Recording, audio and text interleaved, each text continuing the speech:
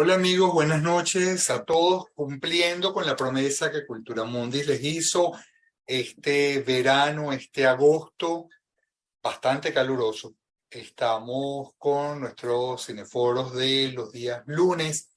Este miércoles va a haber una actividad muy especial que ya se van a enterar por el chat de la comunidad. Y quienes aún no nos están siguiendo, los invitamos. Les vamos a pasar ahora por el chat el link para que sean parte de la comunidad Cultura Mundis. Bien, hoy estamos con el cineforo de Oppenheimer. Ángel Medina, Tony Cipollone, bienvenidos. Gracias por estar con nosotros. Y pronto se nos va a unir nuestro tercer invitado, que es el filósofo Alberto Bejarano, que en este momento está terminando una clase allá en Bogotá. Bien, una breve introducción. Tenemos entonces este film británico norteamericano, escrito y dirigido por Christopher Nolan, basado en la novela El Prometeo Americano de Kai Bird y Martin Sherwin, una biografía escrita en 2005, en torno al uso de las bombas atómicas que cayeron en Nagasaki y Hiroshima, en torno a dilemas éticos, a la oposición que hizo Oppenheimer al desarrollo de la bomba de hidrógeno. Es una película que el guión lo estuvieron peleando hasta que en el 2021 Universal Pictures ganó el derecho a hacer la película.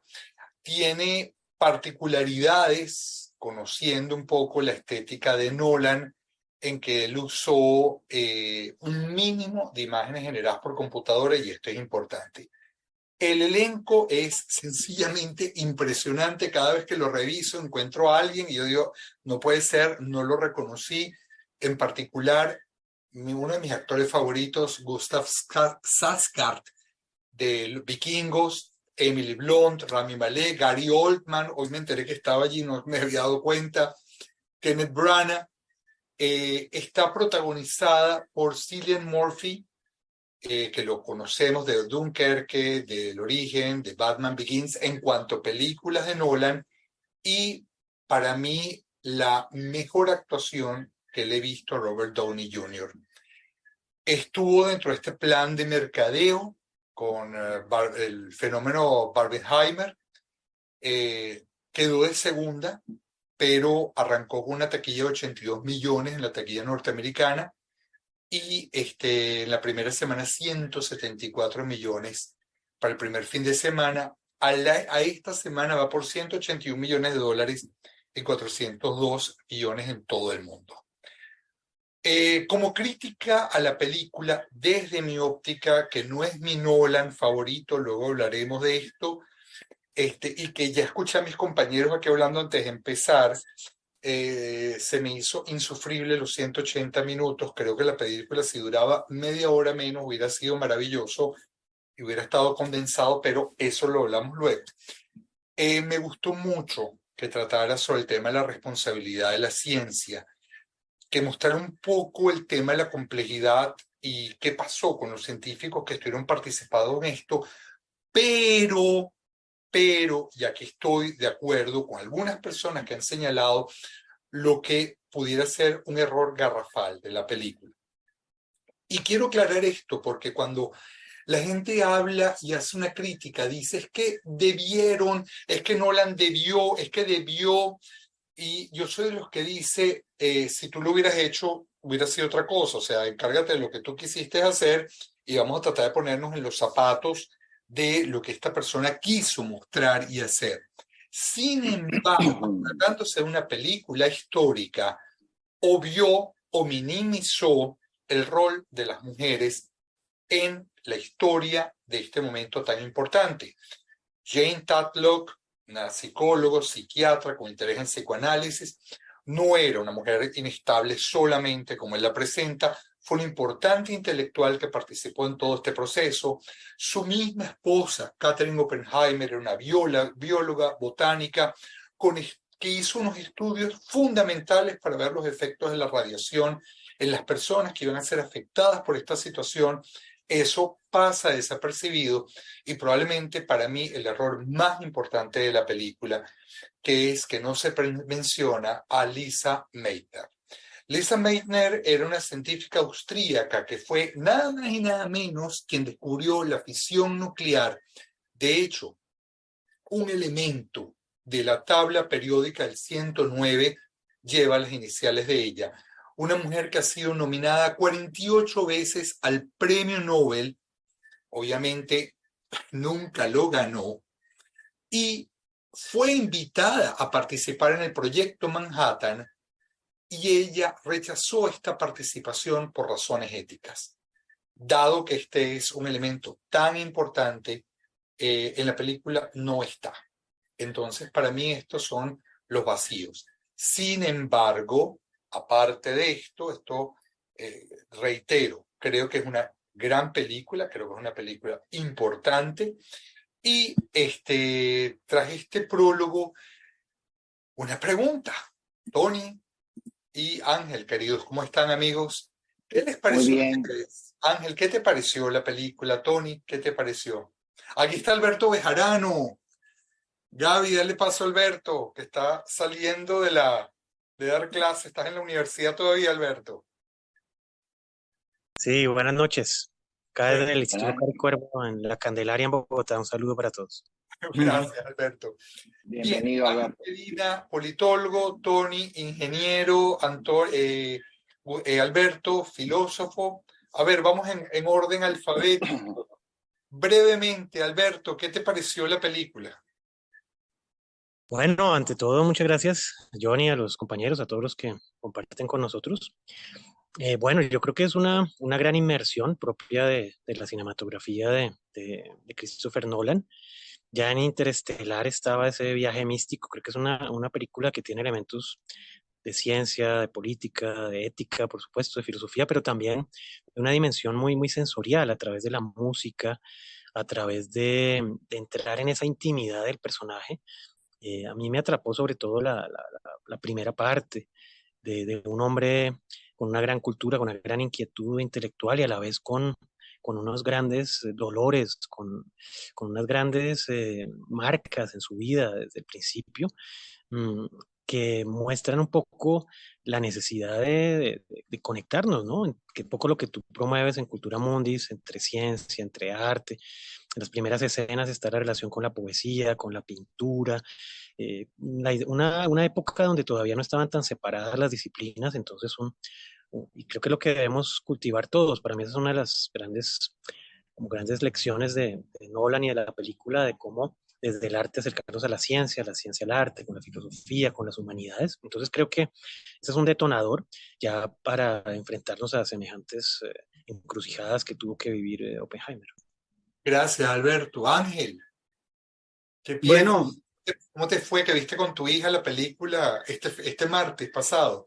sí, sí, bueno, la verdad, en principio, gracias por la invitación. Saludos a todos los que están conectados. Saludos, Antonio, saludos, Alberto. Bueno, mira, yo creo que al final Oppenheimer es un breve retrato, sí, breve, porque fue muy largo toda esta historia, pero es un breve retrato de una historia en medio de la guerra, de una historia que determinó además la guerra, quizás la última gran guerra que ha tenido el mundo, ¿no? La última gran guerra que ha movido fundamentalmente todos los cimientos y movió, el efecto de la Segunda Guerra Mundial movió todos los cimientos del orden global establecido. Así que es una historia que se narra y yo creo que lo bonito de esto es como la, la capacidad del cine de trasladarle a millones de personas las historias que a veces están escondidas. O sea, quizás muchos ciudadanos del mundo saben de la Segunda Guerra, pero pocos saben de esta historia, de que existió un señor que se llamaba Oppenheimer y ahora es vivo, ahora es consciente. Y que no es Oppenheimer, porque al final no es la historia de él, es la historia de una cantidad enorme de científicos, de personajes que estuvieron alrededor de esta idea, de esta idea que lo que buscaba de una forma u otra era darle fin a la guerra. O sea, como que poner sobre la mesa un poder tal que permitiera darle fin a la guerra. Ese poder se dio y sí puso fin a la guerra. Quizás todo lo que viene después es una dinámica de discutir si eso fue ético o no, si eso fue bueno para la humanidad o no. Pero bueno, es parte de la historia y es lo que hoy tenemos que seguir andando. Gracias, Ángel. Tony, Buenas noches, muchísimas gracias a Cultura Mundi. Encantado de estar aquí nuevamente. Bueno, yo me voy a pelear con mi querido Johnny. Yo creo que es una obra de arte. Voy a hablar solamente desde el punto de vista cinematográfico. Ya mis compañeros han hablado, han introducido el tema de lo que se trata en la película.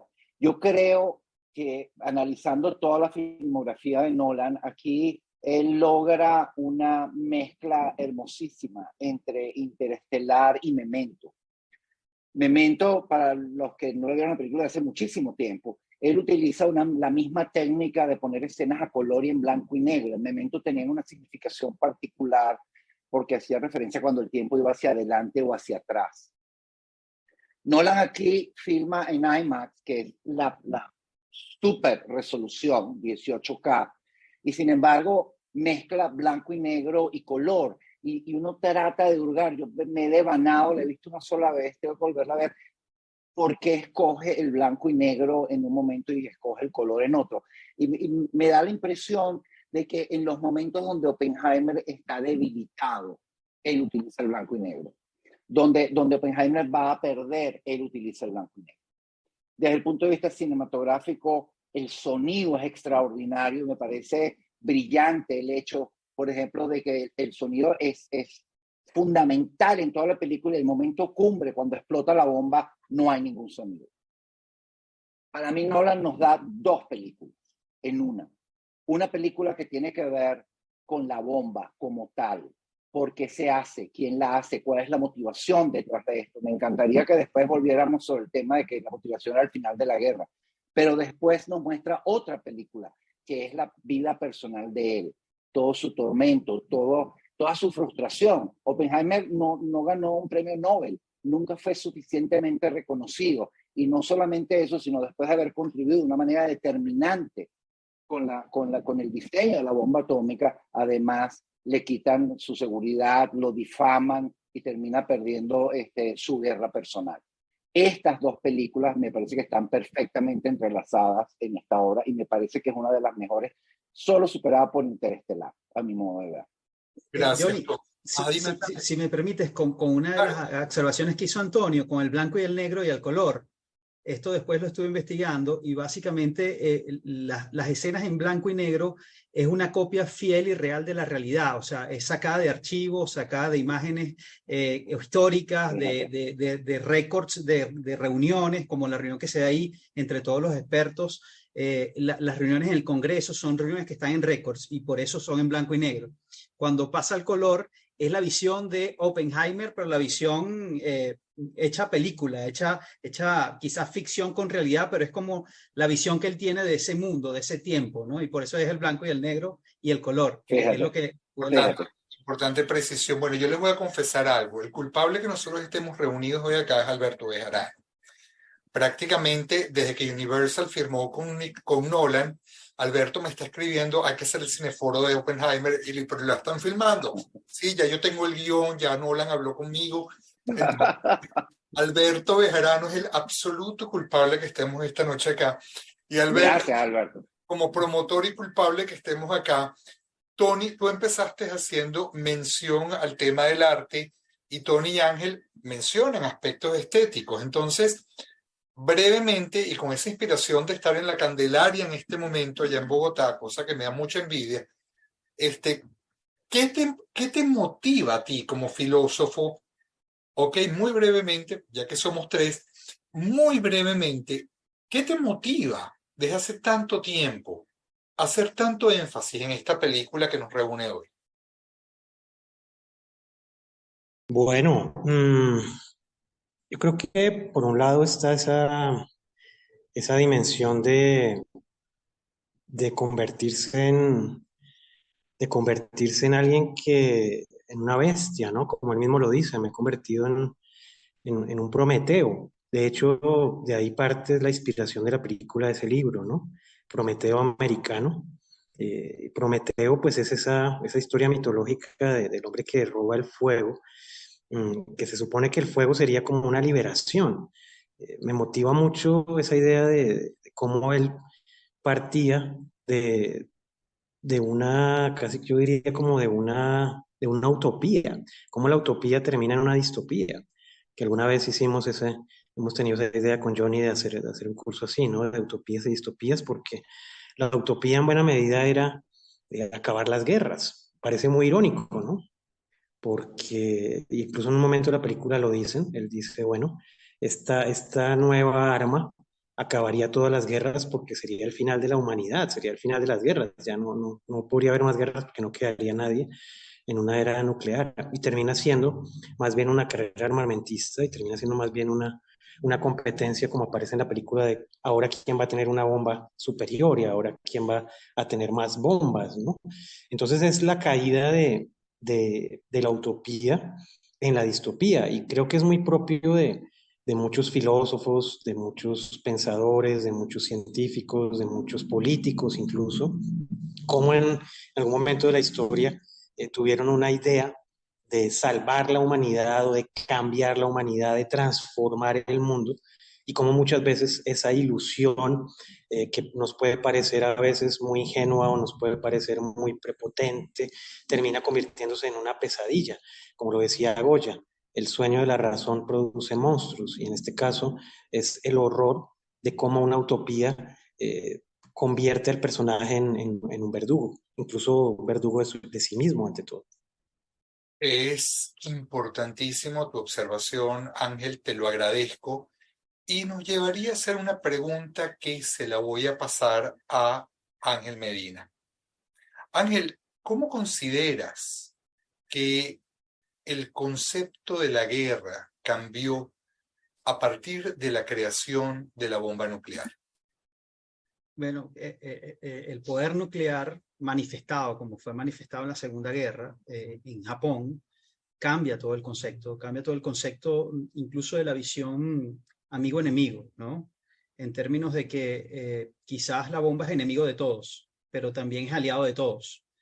Y lo primero que hace es transformar el orden de poder. La bomba atómica es un elemento de disuasión, claro de disuasión. Y las bombas atómicas o el poder nuclear existe hoy en las grandes potencias del mundo para decir, tengo la bomba, pero no la voy a utilizar. Y la garantía de que no la voy a utilizar porque el otro también la tiene.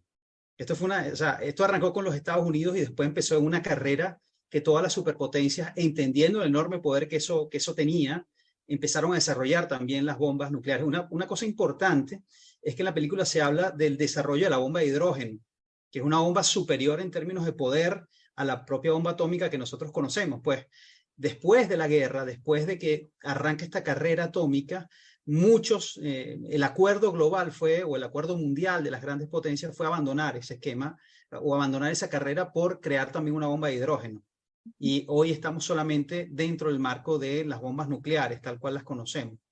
Pero sin duda transformó el escenario global de confrontación de las grandes potencias, porque hoy la guerra sigue siendo igual. O sea, la guerra, cuando no implica la capacidad de tener poder nuclear, sigue siendo la misma. Veamos Ucrania, sigue siendo la misma guerra. Veamos Irak, veamos lo que está pasando en Sudán, sigue siendo la misma guerra, la guerra que ahora tiene más tecnología, la guerra que sin duda alguna tiene las mismas armas del pasado de hace 100 años, las tiene hoy, pero cuando entra el elemento nuclear entra la disuasión. Y eso ha hecho que además la guerra o el concepto de confrontación se transforme en muchas cosas. O sea, no solamente es la confrontación en el terreno, es la confrontación virtual, es la confrontación cultural, es la confrontación económica, es la confrontación diplomática, es la confrontación política. O sea, ahí quizás la bomba atómica lo que hizo fue rediseñar el concepto de quién es tu enemigo y cómo te vas a enfrentar a él. Porque todos tienen, y estas grandes potencias, hoy son 10 países, 10 naciones las que tienen poder nuclear, tienen el poder de destruirnos como humanidad, y ellos lo saben. Y como lo saben, precisamente han transformado su esquema de revancha, de lucha o de confrontación. Gracias, Ángel. Si me permite, Johnny, una pequeña anotación sobre ese tema en particular. Se habla, decía, la intención era acabar la guerra. Eso es algo con lo que, en lo personal, si analizamos un poco la historia de la humanidad, en la edad de hierro, cuando el hombre descubrió el hierro, hizo espadas. Cuando descubrió el bronce, hizo cañones. Es decir, el que hubiera una guerra en ese momento fue la excusa perfecta, pero se hubiera desarrollado de igual manera, porque existe en el ser humano ese sentido originario de defensa y que el fuego fue utilizado, fue el gran descubrimiento porque permitió cocinar los alimentos y entonces digerir de una manera más rápida, pero después fue utilizado como arma. La fisión y la fusión nuclear generan una cantidad de electricidad enorme en muchísimos países hoy en día, pero la bomba igualmente se hubiera desarrollado porque está en el instinto de los seres humanos. Coincido totalmente con Ángel de que, por supuesto, yo creo que ellos no sabían el poder que podía tener, pero qué sentido tiene que hoy en día Estados Unidos tiene 6.400 bombas nucleares, Rusia tiene 7.200 y se han explotado bombas de prueba, China en particular, de 3.3 megatones. Entonces, cambió el centro de la guerra, sin ninguna duda, estoy totalmente de acuerdo con Ángel. Pero esta bomba en particular, se desarrolló para poner fin a la guerra. Yo creo que no. De hecho, se desarrolló. Sí. Fíjate algo, pues estás tocando muchos puntos y yo quiero que rescatemos algunos, especialmente con una observación de Daniel Savicki, que dice: las potencias se pusieron de acuerdo y se reglamentó la industria nuclear. Hoy se está pensando en reglamentar la inteligencia artificial. En ambos momentos la humanidad está en peligro. Y la pregunta es para Alberto Bejarano. Tony acaba de utilizar, como buen historiador, artista e ingeniero con conocimientos de física, acaba de utilizar un término. Acaba de hablar de necesidad de defensa. Pero yo le quiero preguntar al filósofo, recordando un poco a nuestro amigo Schopenhauer: el hombre es un animal salvaje y terrible. Lo conocemos tal como ha sido domesticado por aquello que llamamos civilización. Alberto, ¿necesidad de defensa o tendencia a la muerte? Tendencia a la destrucción. ¿Qué dice el filósofo? Bueno, pienso a propósito de Schopenhauer que mencionas, pienso en Nietzsche también, ¿no? Porque esa voluntad de poder, no solo desde un punto de vista político, geopolítico de la época, sino también en función del conocimiento mismo, que es la pregunta que plantea una persona ahorita con respecto a la inteligencia artificial, ¿no? No solamente la creación de conocimiento, el acceso al conocimiento, sino también las derivas del conocimiento. Recordemos que Nietzsche planteaba que Occidente era decadente, que Occidente ya estaba completamente dirigido a su propia destrucción.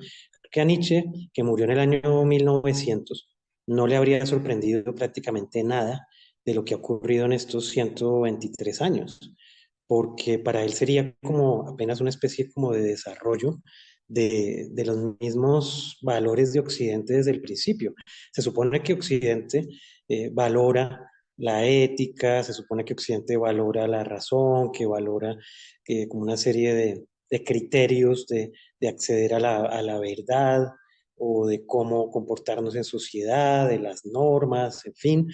Esa es la base de Occidente, que entre otras cosas le permitió autoadjudicarse la misión de conquistar y exterminar a otros pueblos.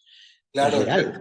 Alberto, disculpa que te interrumpa, y aprovechando que Alberto está soltando a Kant, actúa como si la máxima de tus acciones fuera lo mejor para todo el mundo, pero Occidente no ha demostrado precisamente ser lo más kantianos posible, ¿no? Y esto nos toca con Ángel Medina, porque Ángel, ¿qué dices? ¿Hay relación entre ética, política, especialmente en un momento histórico como el que nos presenta la película? Bueno, lo primero que habría que entender es el momento histórico. Es decir, el desarrollo de la humanidad en ese entonces estaba en plena construcción, incluso la idea de tener una especie de gobernabilidad global, como lo fue después las Naciones Unidas. veníamos de la Primera Guerra Mundial, una Primera Guerra que fue terrible, sangrienta, y esta segunda, a pesar de que ya había la experiencia de la primera y los muertos de la primera, cargaba con los mismos demonios de la primera. Es decir, el gané y me lo quiero llevar todo, quiero arrasar con el otro, toda la idea nacionalsocialista o la idea fascista se engrandece y toma poder y toma la escena en su momento.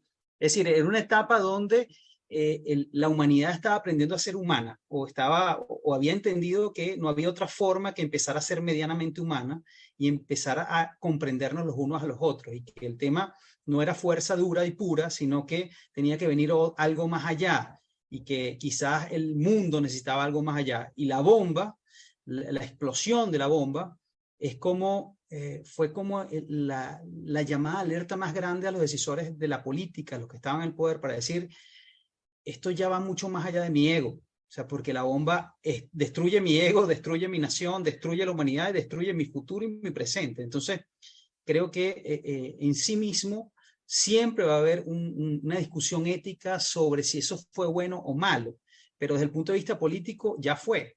Y ahora lo que hay que cargar es con sus consecuencias y administrar esas consecuencias, ¿no? Claro, pero fíjate algo, Ángel, y aquí voy a rebotar a Tony. Cuando tú hablas de más allá, estamos hablando de un momento histórico que por primera vez en la historia de la humanidad, y hablo de los nazis, se crea toda una maquinaria de la muerte pensada en términos económicos para generar un holocausto, como fue lo que ocurrió. Y más allá es una bomba, ¿ok? Y la pregunta a Tony, y quisiera, Tony, leerte dos preguntas que me están llegando, es, en primer lugar, ¿una bomba atómica podría destruir la humanidad? Dos, y esto es para los tres, después de que Tony nos responda a eso, ¿cómo podemos definir el equilibrio entre el avance científico y la responsabilidad moral? ¿Deberían los científicos tener el derecho a rechazar proyectos que pueden resultar en daño humano? Y Juan Castillo nos dice, lo importante en la Segunda Guerra Mundial no fue que muriera Hitler, sino países como Estados Unidos, Inglaterra, Francia, Japón y Rusia han cuadriplicado su deuda interna con los bancos para financiar la guerra. Bien, no pasemos ahí todavía, vamos a quedarnos con la pregunta cómo podemos definir el equilibrio entre el avance científico y la responsabilidad moral. Y antes, Tony, acláranos, por favor, de tu conocimiento, ¿podía una bomba destruir el mundo como se temía? La respuesta corta es sí, sin A ninguna ver, duda. cuéntanos eso. Explicado en términos muy simples. La bomba atómica lo que hace es dividir núcleos atómicos. Tú le disparas, lo voy a hacer lo más, disparas núcleos atómicos, estos núcleos atómicos explotan y generan lo que se llama una reacción en cadena. Cada vez que se divide un núcleo atómico se genera una cantidad de energía gigantesca. Ese es el principio de la bomba. En la película hay una escena extraordinaria cuando el general le pregunta, pero hay una posibilidad de que acabemos con el mundo. Y Oppenheimer le responde, pero la posibilidad es casi cero. Casi cero. ¿Y tú qué quieres de un físico teórico? Bueno, me encantaría que fuera cero. La verdad es que en ese momento no era cero, porque había la posibilidad de que al desprenderse los átomos se iniciara una reacción en cadena con los elementos que están en la atmósfera, el oxígeno, el nitrógeno, el argón, y esto pudiera extenderse y acabar con todo el planeta. Esa posibilidad existía en ese momento, no era cero. Hoy en día, con las nuevas bombas, irónicamente, esa probabilidad es cero. Pero en ese momento no lo era. Efectivamente, sí había la posibilidad. Y con respecto a tu pregunta, la ética y la ciencia es un hilo demasiado fino. Toda la historia nos demuestra que los grandes descubrimientos científicos siempre han tenido matices éticos muy importantes, muy difíciles de manejar. Es decir, las bombas químicas, la guerra química. O sea, tú descubres elementos y estos elementos resulta que causan daño, pero también curan. Es decir, es muy, muy, muy difícil. Von Clausewitz decía antes de la Segunda Guerra Mundial, la guerra es la continuación de la política por otros medios. Así lo veía. Hoy en día el problema es infinitamente más complejo, como lo estaba planteando antes. Es decir, ¿hasta dónde llegamos en la guerra? ¿Vamos a limitar a lo que está pasando en este momento en Ucrania? ¿La limitamos? ¿No vamos a poner bombas nucleares? ¿Es ético porque no estoy usando bombas nucleares? Si tú bombardeas con un dron un hospital lleno de mujeres embarazadas, es un tema muy complejo. Ahora, está el tema de Lisa Meitner, que no hablamos al principio, que ni siquiera es nombrada en la película, que rechazó participar en el proyecto por conflictos éticos. ¿Ok? A mí me gustaría, Ángel, tú pudieras ampliar un poco qué fue el proyecto Manhattan y en qué derivó. No, bueno, básicamente el proyecto Manhattan es lo que la propia película relata, es la unión de las mentes en física, química, matemática, los científicos más importantes de los Estados Unidos, e importante fue la colaboración de muchos países europeos, o sea, hubo científicos británicos, hubo científicos alemanes, o sea, hubo científicos de todo el mundo que participaron en este proyecto, que fue un proyecto ultra secreto, como después va a ser el proyecto ultra secreto, el proyecto de desarrollo de la bomba atómica por parte del Reino Unido, va a ser secreto el desarrollo de la bomba atómica por parte de China, fue secreto el desarrollo de la bomba atómica por parte de Rusia, es decir, cuando dije anteriormente 11 países, son 8 los países que hoy se entiende que tienen poder nuclear. Todos han desarrollado sus procesos de desarrollo de bombas atómicas de manera secreta y quizás replicando lo que fue Manhattan, que fue el primer proyecto. Y entonces fue un proyecto para eso, para crear una super arma que ya estaba medio pensada por algunos, pero bueno, eso había que aterrizarlo. Un super proyecto de más de 2.000 millones de dólares, que para la época, multiplícalo por 4 hoy, ¿no? Una barbaridad de dinero, que implicó no solamente eso, como en la película, ese espacio allí, esa ciudad que construyeron, sino que fue una bomba construida en casi 18 universidades o 18 sitios de los Estados Unidos, 6 universidades, o sea, centros de estudio, todo el mundo participó, quizás, como era secreto, compartimentado todo, sin mucha explicación de los unos a los otros lo que estabas haciendo, con altísimos niveles de seguridad, pero fue eso. Fue básicamente un proyecto ultra secreto del gobierno de los Estados Unidos para desarrollar un arma que después la presentaron al mundo explotándola en Japón. O sea, eso fue básicamente lo que fue el proyecto Manhattan. El debut. ¿Qué pasa después de eso? Pues no es lo que quede de Manhattan, es lo que vino después en el mundo. Después en el mundo vino la carrera nuclear, muchos países, como te digo, haciendo sus propias armas nucleares. Muchos de esos científicos, por ejemplo, los científicos británicos que participaron en Manhattan, después se fueron al Reino Unido a ayudar a crear la bomba atómica para el Reino Unido. Hay en la película hablan de un Fuchs, un científico que estaba allí, que fue el soplón a Rusia y es el que le permite a Rusia desarrollar el poder nuclear también, y así sucesivamente, ¿no? Pero lo que viene después es la idea de un mundo donde a pesar de que existan armas nucleares se pueda garantizar la paz. Y esto es las Naciones Unidas, esto es el acuerdo de no proliferación de armas nucleares, este es el acuerdo START 1, 2 y 3 que ha firmado Estados Unidos con Rusia, anteriormente con la Unión Soviética. Es esta necesidad de ir desmantelando poco a poco, por ejemplo, centrales nucleares en todo el mundo. Es eso. Lo que viene después de Manhattan es una redimensión del poder, de la energía y sobre todo de una reconstrucción de la diplomacia como ejercicio capaz de garantizar la paz. ¿Cómo se le explica eso a la gente de Hiroshima y Nagasaki? Este es un proyecto para garantizar la paz. ¿Qué dicen? Bueno, lo que pasa es que el argumento de los Estados Unidos, y era cierto, o sea, ellos estaban en plena conferencia de Yalta antes de utilizar la bomba atómica. La conferencia de Yalta fue la unión de Churchill, Roosevelt y Stalin, y los reportes eran que los japoneses no estaban dispuestos a rendirse. No estaban dispuestos a rendirse por ningún motivo, por la consideración de cómo asumen ellos la guerra, cómo la asumían en ese entonces. Y Estados Unidos sacaba la cuenta y decía, esta guerra se va a extender 2 o 3 años más y nos va a costar alrededor de 400.000 vidas norteamericanas. Y si Rusia no nos ayuda, nos puede costar 600.000 norteamericanos en los próximos 8 años que va a durar la guerra del Pacífico. Y entonces, como no estaba dispuesto, incluso habían enviado muchos diplomáticos para hablar con Japón, con el imperio y con el ejército japonés para decirle, tenemos una super arma que puede acabar con la guerra, pero no la queremos utilizar. Y no hubo forma, no había ninguna capacidad de rendición por parte de Japón, sino después de la bomba. Tony, ¿tú sabes por qué fue Hiroshima y Nagasaki elegido? ¿O Alberto? Hiroshima era una base militar, tenía una base militar. Nagasaki era una población civil. Retomando un poco lo que dice Ángel, yo personalmente considero que en base a que la guerra la cuentan los que ganan, yo no creo que se agotaron los esfuerzos. Yo creo que era evitable. Sobre todo era evitable la segunda. Ya lanzaste Hiroshima. Mataste 75.000 personas de un solo golpe y 144.000 en el largo plazo. ¿Por qué lanzaste la segunda 3 días después?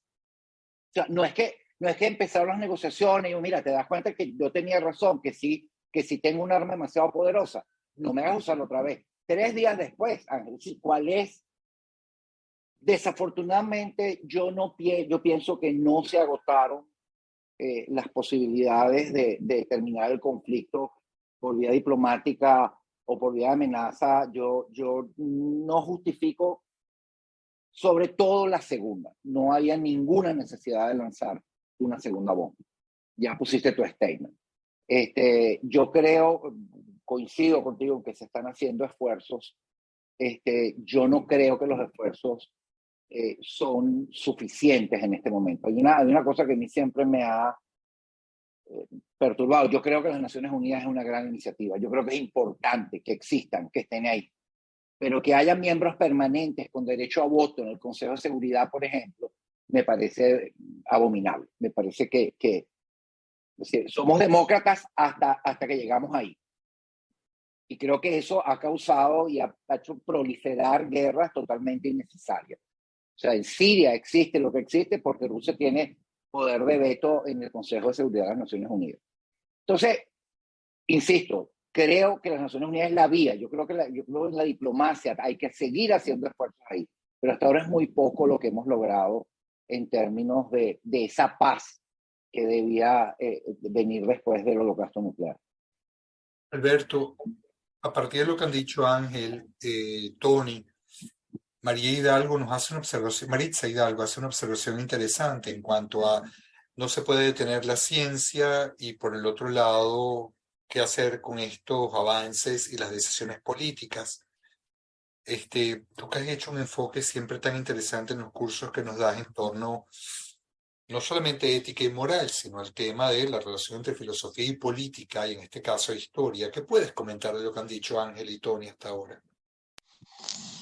Sí, bueno, lo escuchaba con mucha atención y pensaba en la cuestión de los dilemas, ¿no? ¿Qué significa que un personaje esté confrontado a un dilema intelectual, a un dilema existencial?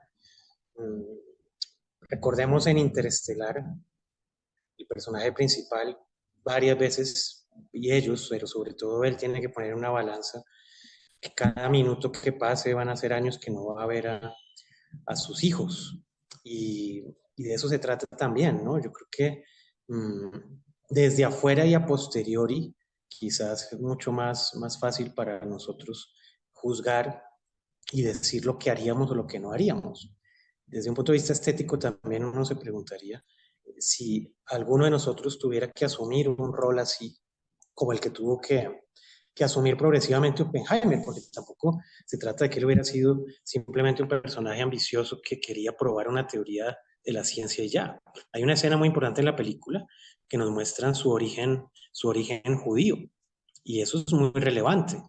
Uno de sus mejores amigos es otro personaje clave en la película, que está con él en un tren, le está diciendo, bueno, pero tú sabes lo que está pasando con los judíos en Alemania, en Europa. Y Oppenheimer tenía esa sensibilidad, ese compromiso, esa relación con sus orígenes y con el sufrimiento. Lo que pasa en la Guerra Civil Española también es muy revelador de su personalidad. Entonces, no es solamente la ciencia o el deseo que él quiera probar una teoría, por supuesto que eso lo mueve, sino también la conversación con Einstein. Recordemos que Einstein es el que motiva a Estados Unidos y a los aliados a adelantarse a Alemania para la fabricación de la bomba. Entonces, quizá para mí es la cuestión de los dilemas, ¿no? Como si estuviéramos en ese lugar, ¿qué haríamos o qué no haríamos? Porque quizá no es un lugar que yo no quisiera estar en una decisión así. Yo creo que nadie quisiera llevar sobre sus espaldas semejante responsabilidad, pero inevitablemente alguien tiene que hacerlo. Entonces, ¿qué haríamos nosotros? ¿Qué haría cada quien ya en el momento de la acción? ¿Renunciaríamos?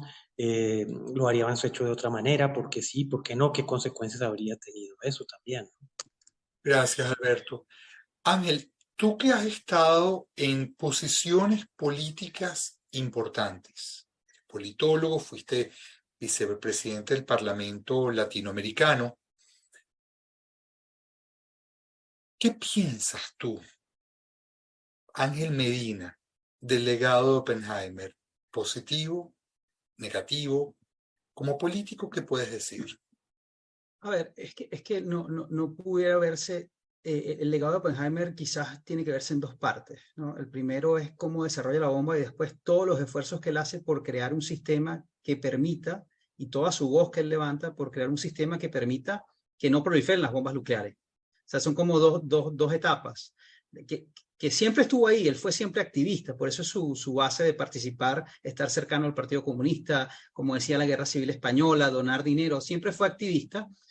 Lo único es que él principalmente era científico y era profesor, desarrolla la bomba, ayuda a generar el desarrollo de la bomba, pero, pero después tiene otro rol. Después de que él ve el poder de la bomba, la destrucción que causa la bomba, asume otro rol más político, un rol más de activismo, más de promoción de la paz, de promoción de acuerdos entre las partes.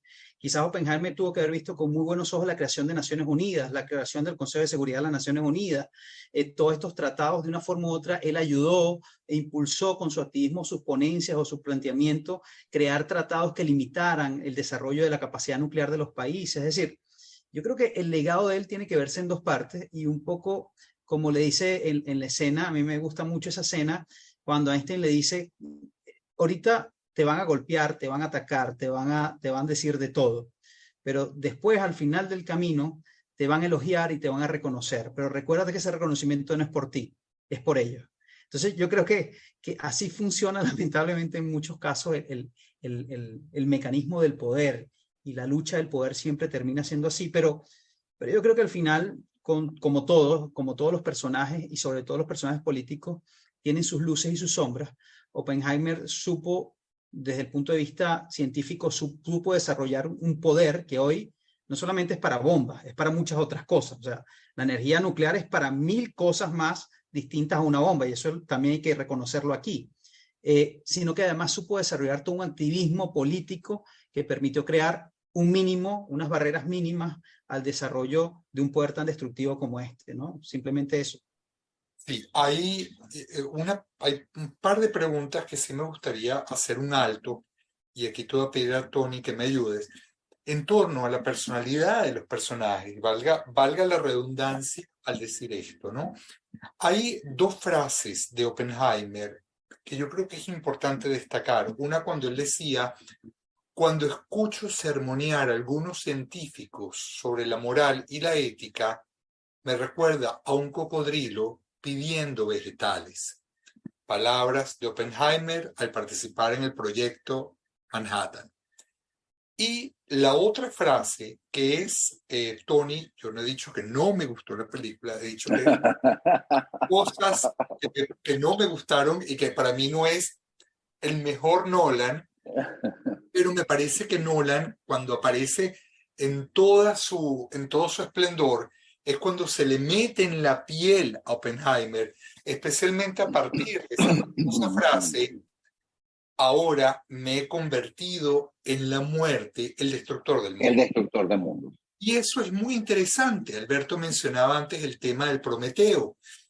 El hecho de encarnar a Prometeo, el hecho de saber que todo lo que le iba a caer encima a partir de lo que Einstein le dice es Prometeo, y es el mundo devorándole el hígado. Y ahí son los ataques de pánico que él empieza a manifestar. Entonces, ¿qué podemos decir nosotros de ellos? En primer lugar, Ángel, ¿qué piensas tú de una personalidad como la de Strauss?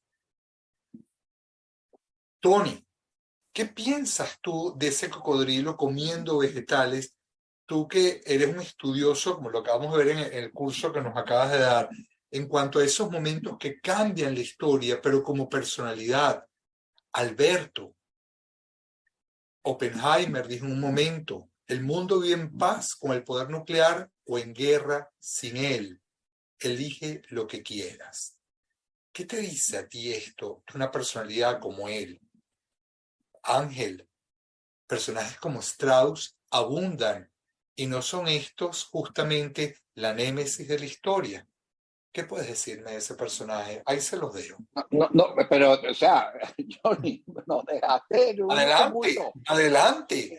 En un tumulto. Yo estoy totalmente de acuerdo con lo que dice Oppenheimer. No es, yo creo que desafortunadamente la ética y la política son dos cosas totalmente distintas. Yo creo firmemente que la ética es necesaria, fundamental en la vida. La política, sin embargo, no. La política y la ética no están vinculadas, no son una sola cosa. La política tiene que ver con el arte de lo posible, cuando se hace bien, tiene que ver con el manejo del poder, con alcanzar el poder para cosas buenas o para cosas no tan buenas. Entonces, pensar que la ciencia evoluciona y que si tiene algún uso que aumenta tu posibilidad de conseguir poder, no se va a usar, es realmente una ingenuidad. Es como un cocodrilo pidiendo vegetal. Eso no ha pasado nunca en la historia de la humanidad. Nunca. Han pasado cosas terribles, como decíamos en una de las últimas clases que tuvimos en Cultura Mundial. En una sola batalla en Roma asesinaron 50.000 romanos en una batalla. Aquí la primera bomba destruyó 70.000 personas. Estamos hablando de que aquello se hizo con hierro. Es decir, no hay forma de que el avance científico no termine en manos de la política. La ética es muy importante, lo que tú mencionabas antes, por supuesto, hubo gente que se negó. Pero hay una frase que me encanta a mí, fue la frase final de la película. Al final no acabamos con el mundo, no hubo la reacción en la cadena. Y Oppenheimer dice, yo creo que sí. Y termina con la escena del mundo explotando. Es decir, entre Estados Unidos y Rusia, nada más entre ellos dos, hay 14.000 bombas atómicas. Para destruir el planeta, bastan 15 o 20. Wow. Y los personajes como Strauss. Ángel, eso se lo dejo a Ángel. Ángel, los personajes como Strauss, ¿podrían llevar a la destrucción del mundo? ¿Qué nos cuentas de esos personajes, Ángel? Pero es que los Strauss siempre han estado en la historia. Y sobre todo siempre han estado cercanos al poder además. O sea, Strauss no es el único Strauss, que te quiero decir con esto. Strauss vive, como dicen por ahí, está presente en miles de gobiernos, en miles de oficinas, en miles de espacios de poder, están presentes. Pero Strauss no es la marca, simplemente es uno de los tantos que hay en esos espacios de poder. A mí me da mucho la atención cuando la película le dice, cuando Strauss pregunta, cuando el asistente le dice, mira, te rechazaron la nominación. Y él dice, ¿quién votó en contra de mí? Un joven senador que acaba de ser electo que se llama John F. Kennedy. Acaba de votar en contra de ti. Entonces es como la dovisión, es el Strauss, el ego profundo con el que tiene una labor histórica que deja una huella de verdad quizás positiva para los Estados Unidos y deja una huella positiva para la política. Entonces creo que los Strauss van a estar siempre, pero también van a estar los Kennedy, y van a estar los Oppenheimer, y van a estar los Churchill, y van a estar los Hitler, y van a estar todos, porque al final la humanidad es eso. La humanidad es exactamente eso. Somos una mezcla de muchas cosas. Me estás invitando a hacer otro foro de Cultura Mundi, otro clase de Cultura Mundi sobre política. Okay. Porque todos los personajes que tú acabas de nombrar en el lado bueno también son Strauss. Sí, okay. Claro. Tenemos que ir acercándonos al cierre, pero hay una observación que me gusta mucho que hace Carlos Caldera. Se lo voy a leer y vamos a ver de dónde lo podemos tomar, Alberto. La periodista Silvia Lidia González, en su magnífico trabajo de investigación Hiroshima, la noticia que nunca fue, analiza los principales periódicos de esa época y resulta que las detonaciones de Hiroshima y Nagasaki nunca fueron noticias de primera plana. Paro allí porque Caldera hace otra pregunta. Este hecho de que nunca fueron noticias de primera plana me recuerda a la matanza de Ruanda, me recuerda todo lo que tardó en conocerse el tema del holocausto nazi. Es decir, hay algo del horror, de la dimensión del horror que se calla. Alberto, Yes. por ahí te dejo esa perla. Ya Tony respondió el tema de la detonación.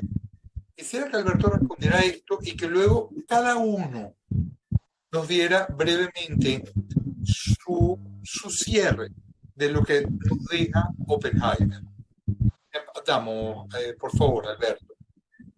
Sí, no, yo coincido mucho con los dos colegas y además recuerdo el origen de la guillotina, porque hoy tenemos la imagen de que la guillotina era el terror, pero el origen de la guillotina no era ese, era un intento, aunque nos parezca muy absurdo y muy irónico, pero era un intento por humanizar, entre comillas, por hacer más digna y más rápida la ejecución. Uno diría, pero ¿cómo así? Si era cortarle la cabeza a alguien, claro, pero los métodos anteriores, los verdugos, la gente quedaba herida, era una agonía de días, en fin, era una carnicería, incluso muchas veces los nobles pagaban para que hubiera un solo corte para el mejor verdugo que los matara de una. Y dentro de la Revolución Francesa, en la Asamblea Nacional se discutió cómo a través de la ciencia y la técnica se podía no solamente hacer más eficaz la ejecución, sino tratar de hacerla menos penosa y menos larga. Pero esa no es la imagen que tenemos de la guillotina. Uno escucha o ve la guillotina y dice, era un método de terror. Y sin embargo, su intento no era ese. Su objetivo era todo lo contrario. No quiere decir que uno esté de acuerdo, no. Solamente es recuperar, como lo estamos haciendo acá todos, también con intervención, Johnny, recuperar un contexto histórico. Es fundamental recuperar un contexto histórico, porque si no, a posteriori, siempre las generaciones posteriores van a decir que todo estuvo mal y que no se hubiera hecho de esa manera. La pregunta es también, dentro de 50 años o 100 años, si queda todavía humanidad o planeta o lo que sea, ¿qué van a decir de nuestras prácticas, ni siquiera de guerra, sino cotidianas, ambientales y demás, ¿no? Entonces, muchas veces es la tensión entre el uso de la técnica, como puede ser la guillotina o puede ser, como lo recordaba ahorita el colega, el hierro o lo que sea, enfrentado también a los desafíos de un momento histórico que sin duda nos sobrepasa. Yo creo que también una lección de la película es todos bajar un poco la cabeza y reconocer que hay circunstancias históricas en las que somos sobrepasados y que quizá hubiera podido ser incluso peor. Yo coincido en que Oppenheimer es un personaje interesante porque logra después modular, trata de hacer aportes de concordia mundial, porque sin duda si él no se hubiera comportado así y hubiera sido un lacayo del poder, hubiera sido Strauss-Heimer, quizá no estaríamos aquí en este foro. Wow, correcto, es correcto. Ángel, ¿qué piensas tú de todo esto, del rol del liderazgo del proyecto Manhattan, de los efectos de lo que ocurrió en lo que pasa hoy en día?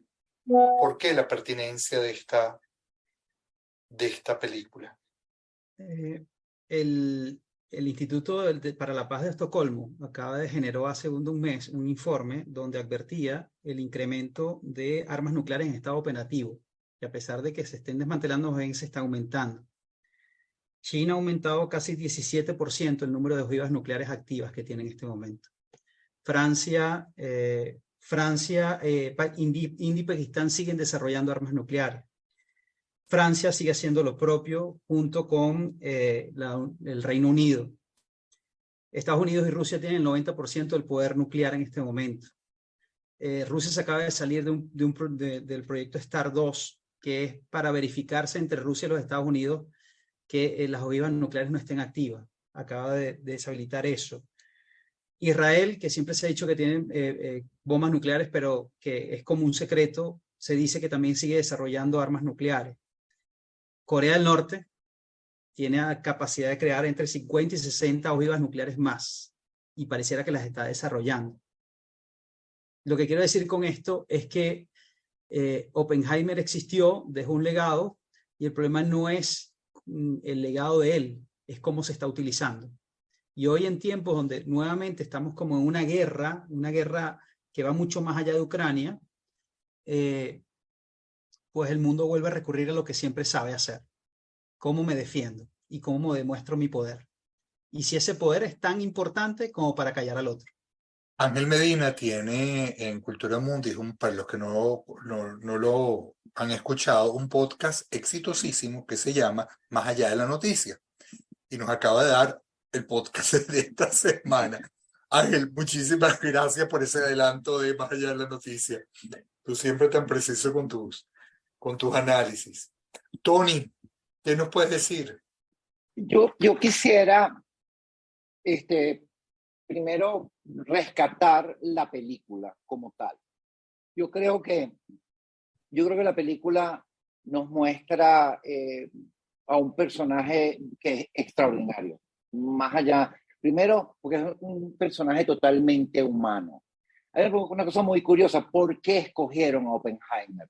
El general Groves, él no era ni el más capacitado, ni tenía un premio Nobel, pero el general Groves vio en él, y lo que después se demostró, una capacidad de liderazgo sobre todas las otras mentes brillantes. ¿Tú te imaginas estar rodeado de gente increíblemente inteligente y tú tener que manejarla? Oppenheimer tenía esta habilidad. El general Groves logra ver esto. Él tenía antecedentes comunistas, había ayudado en la Guerra Civil Española. Entonces, la película nos muestra a este hombre líder muy, muy interesante, porque además se deshace de elementos éticos y morales para lograr ese liderazgo. Está por encima de todo, tiene un objetivo claro. Y vemos después cómo se transforma porque se da cuenta de lo que ha hecho. Es decir, que tú dirías esto en torno a lo que fue su manejo de su liderazgo y su relación con los científicos que lo rodeaban. Absolutamente. A él no le importaba que tú tuvieras un premio Nobel y que tú hubieras hecho 18 descubrimientos. Esta es la línea y a mí no me interesa quién tú eres. Eso solamente lo puedo hacer. Eso es algo que además en la película se destaca, se ve a todo lo que él renuncia en función de ese liderazgo. No es casual, fue brillante parte del general Groves que lo haya escogido a él. Esto lo digo para rescatar la película. La película es valiosísima, me parece que es extraordinaria para ver la evolución de este personaje, más allá de todos los temas importantísimos que hemos tratado. El tema de la bomba, mira, como te digo, merecería un foro aparte. Como acaba de decir Ángel, estamos muy lejos realmente de haber logrado esa paz nuclear. No se pierdan la película, por favor, vayan a verla. Bueno, no me queda más que agradecerles Alberto, Ángel y Tony por esta interesantísima conversación y a todos. Esta es una semana de muchísimas actividades que tenemos en Cultura Mundis, porque el miércoles tenemos una actividad sorpresa que es un encuentro con una exposición que se generó este fin de semana y que ha movido bastante a los caraqueños, que es el arte conceptual hoy, así que estén pendientes. El jueves continuamos con el Bosco Alquímico, el sábado hay un encuentro con Samuel Baroni presencial y vamos a tener pronto a el maestro José Balsa, Alberto Bejarano con Kundera, y estamos esperando 2 bombas políticas, una con Ángel Medina. Tony Cipollone regresa con fotografía que lo han pedido y bueno, vienen cosas muy buenas. Así que estén pendientes. Ángel, Tony, Alberto, cortico, ¿con qué nos despedirían ustedes? Gracias a Cultura Mundi, gracias a todos los participantes por sus preguntas. Ojalá nos veamos pronto nuevamente en este foro y como les dije, no dejen de ver la película. Y la próxima semana vamos a otro tipo de bomba. Buena suerte, Yo Grande con Trudy Vendallán y Alicia Pines. ¿La vieron, Alberto, Ángel? No la he visto, no la he visto. Bueno, váyanse a Netflix a verla porque de verdad que eso va a ser una bomba femenina y eso es mucho más fuerte que cualquier bomba atómica, ¿ok? Vale, muchísimas gracias a todos. Buenas noches. Por acompañarnos. Gracias. Gracias. Chao. Luego. Chao, Alberto. Chao, Antonio. Gracias, Johnny. Chao, Ángel, Alberto, un placer.